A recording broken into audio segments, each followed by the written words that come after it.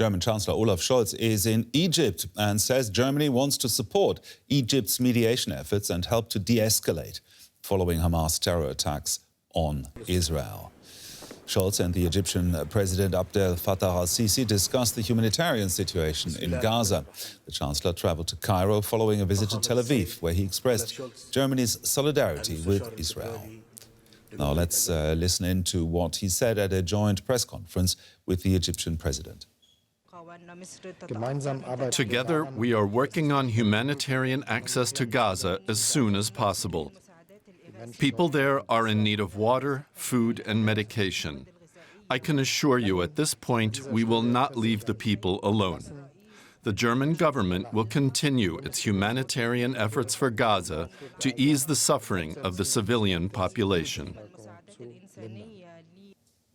Egypt is key to the humanitarian aid, Chancellor Scholz mentioned there. With the Israeli border closed, the only way in and out of Gaza is the Rafah border crossing with Egypt.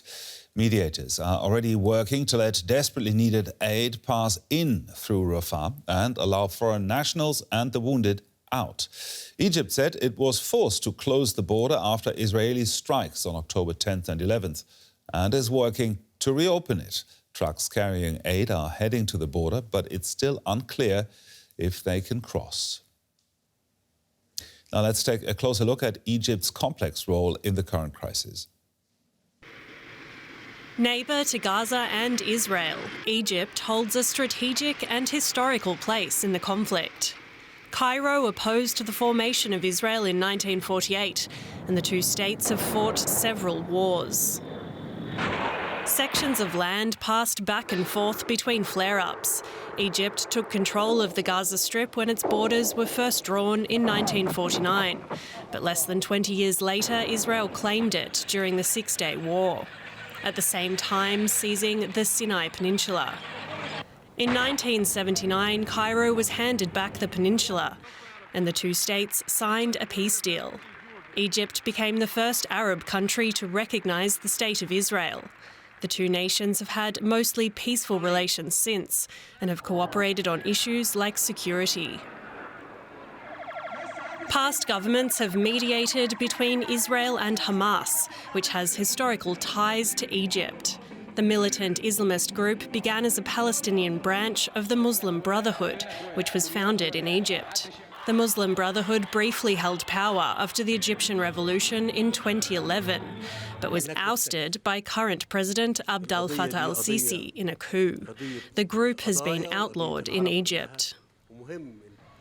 Despite cooperation with Israel, sentiment amongst Egyptians is largely for the Palestinian cause, and crowds in Cairo have been rallying against Israel's bombardment of Gaza. With an election due in December, the government is standing firm on borders and security and says it will not allow a mass movement from Gaza. Egypt fears it could become responsible for millions of Palestinian refugees, like Lebanon and Jordan before it. Cairo has said Palestinians should not be forced to flee their land and has advocated for a two-state solution. The government said it rejects the killing of any civilians. It has urged restraint and said Israel's response to Hamas's terrorist attack now amounts to collective punishment. Egypt is working to mediate, along with other international partners, and to create a humanitarian lifeline for civilians in Gaza.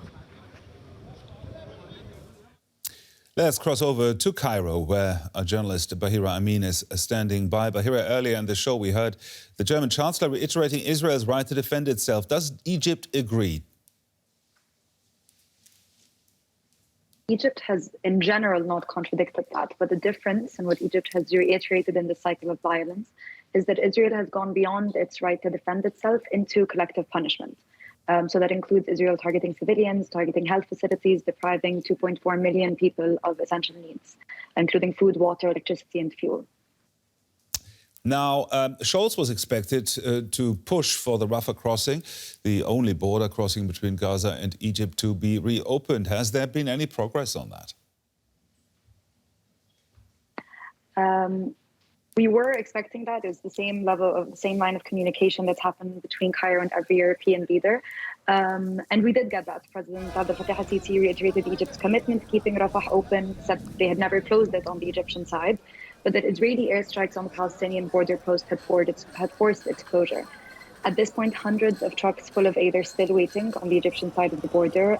Pressure for them to be allowed in is reaching a crescendo. But with Egyptian leaders reiterating that it's the airstrikes and they're still working on it, they're still collaborating with the UN, with Israel, with allies, that there doesn't seem to be any progress. Humanitarian workers at Rafah say they still don't have any kind of timeline. Now, several international leaders have now visited Egypt asking for its intervention. What role does Cairo hope to play here? So Cairo has been very clear during the current violence on its role, which can be thought of in three ways. First, it maintains its historical role as a key mediator between Israel and Hamas, urging restraint, pushing diplomacy, inviting world leaders to a peace summit next Saturday. Second, it sees itself as the guarantor of humanitarian aid. The world is treating it as such. It has vowed to secure aid through the Rafah crossing, again, the only passage in and out of Gaza not controlled by Israel. Egypt's foreign minister has said yesterday that once the crossing is safe, humanitarian and medical cases will be allowed into Egypt. Third, and the most telling part of Sisi's speech today, has Cairo positioning itself in refusing to admit larger numbers of refugees as the champion of Palestinian statehood and the keeper of regional peace. He warned that the danger that forced displacement of Gaza, into Egypt would equate the forced displacement of the West Bank into Jordan and bring an end to the goal of Palestinian statehood. He also said that a mass exodus into Sinai would make the Peninsula a new base for armed operations against Israel, which would cause the region's most fundamental peace treaty between Egypt and Israel to fall apart. Now, if we're looking at public opinion in Egypt and also how politics might be influenced, how has the hospital blast in Gaza affected the efforts at a diplomatic intervention? On the humanitarian front, it has definitely amped up pressure. The humanitarian situation in Gaza was already catastrophic. With every massive loss of life, it gets pushed further over the edge. Victims from the hospital last night, for example, were transferred to another hospital that was already hosting some 30,000 displaced people. Diplomatically, we've seen that the Amman meeting was cancelled. Biden has promised to be in contact with Arab leaders he was meant to meet there. But there's no further information on what that will actually look like. In terms of public opinion, it remains the same. In Egypt, there's discourse among charity workers and civil society that we do have an obligation to both let aid in and let those in need to be treated in Egyptian hospitals, but not support the forced displacement of Palestinians. Bahira, remind me, why is Egypt not opening the Rafah crossing there into both directions? So first of all, there was an agreement earlier this week fell through between Egypt, the US, and Israel because Egypt refused to let foreign nationals out through Rafah if aid was not allowed in. And now we're seeing this, especially today in Sisi's speech. He warned again that the danger of Gazans being displaced into Egypt would therefore lead to displacement of the West Bank Palestinians into Jordan.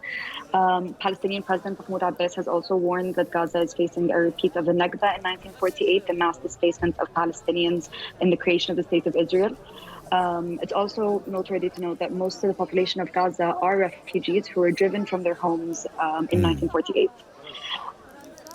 And then, so there is the fear that once Palestinians flee their homes in search of safety, those homes are gone forever.